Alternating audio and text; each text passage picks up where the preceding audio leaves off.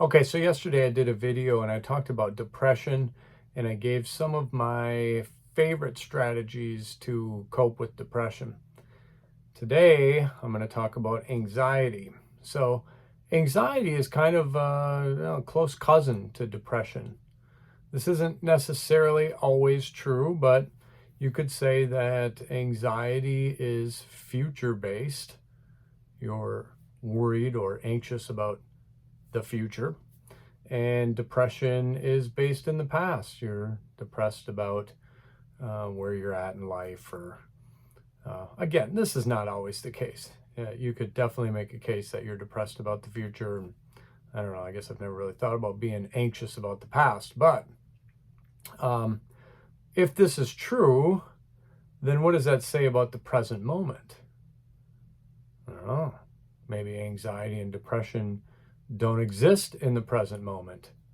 Actually, I believe that 100%. The challenge is, as humans, is finding the present moment, staying in the present moment. Not always an easy thing to do. So now I'm going to share two strategies for coping with anxiety. I'm going to talk about a few others, but I'm going to share two that I want you to try right now if you're not already doing these. Before I tell you what these are, I do want to point out, though, that we shouldn't look at anxiety as necessarily a bad thing. We shouldn't look at anxiety as something that we need to overcome or get rid of. In fact, you can't. You can't get rid of it. If you were able to get rid of it, your survival, or at least the survival of the human race, we wouldn't be around. 10,000 years ago, we needed our anxiety. We needed to be worried. There were saber-toothed tigers waiting around the corner. So the challenge that we have now is that the same part of our brain, the limbic system, that where anxiety kind of comes from, it's still responding, but we don't have the same dangers that we had.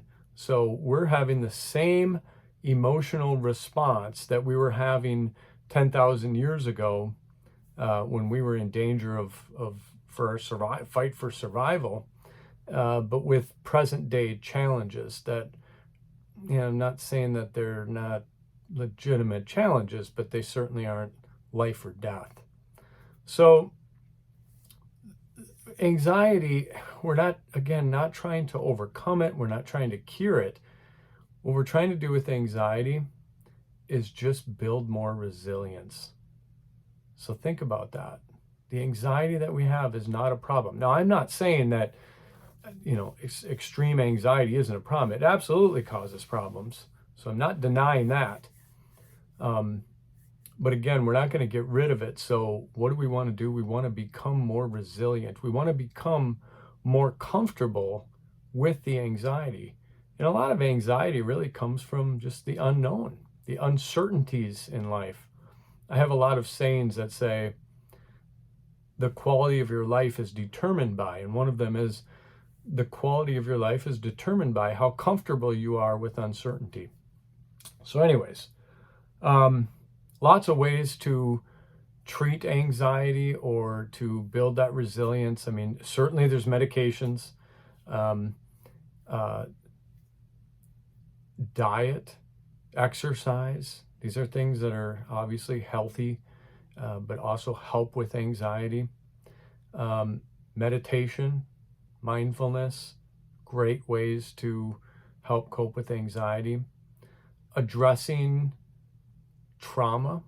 A lot of our anxiety comes from triggering events or triggering from traumatic events, either small trauma or significant trauma that we've experienced. Another way to treat anxiety is to, just like with depression, improve your mindset, work on your mindset, work on the way that the meanings that you attach to things, the way that you interpret the world, the way that you interpret the events. Oftentimes we get all worked up over something that really probably wasn't that big of a deal. In fact, almost everything that you've ever been anxious about has been solved.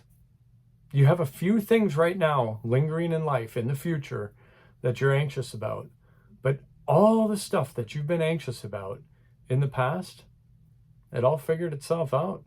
It's in the past. You don't worry about most of it.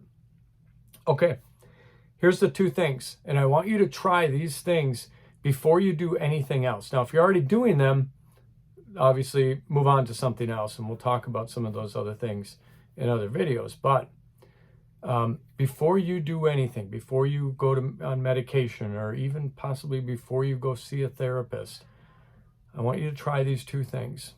Number one,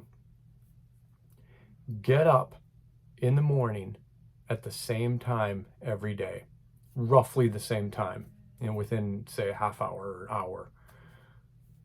So if you're on a wild sleep schedule, and I understand if work or circumstances don't allow for that, this is going to be tough, but do what you can to make this happen.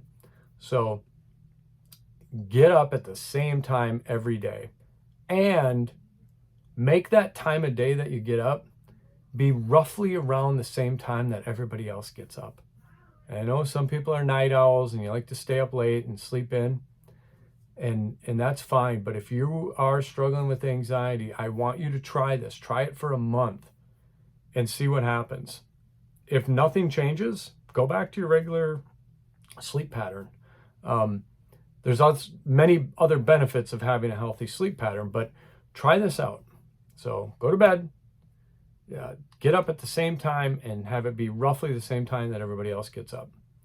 Number two, eat a meal, eat breakfast within 30 minutes of getting up, and have that meal be concentrated on healthy fats. So not necessarily a bowl of cereal or oatmeal. Not saying that those things are bad, but have some healthy fats. So, I don't know, have an avocado. Put some avocado on your salad. Salad for breakfast? Yes, why not? Who says that we can't have a salad for breakfast? The American diet is the only thing that says that. And I don't think the American diet has a very good reputation. So try that out. Eat breakfast within 30 minutes of getting up. Again, you got up at the same time every day in the morning when everybody else gets up. And give that a try and see what happens. Give it 2 to 4 weeks. A lot of people, their anxiety goes away. Again, does all of their anxiety go away? No, it can't. But the debilitating or semi-debilitating anxiety, like that anxiety that you need to do something, you need to get some help, that type of anxiety, just by making these two changes, can significantly improve the anxiety. So give it a try. Let me know what happens. If you have success, I'd love to hear about it. If you don't, well, let me know that too, because then we can move on to something else.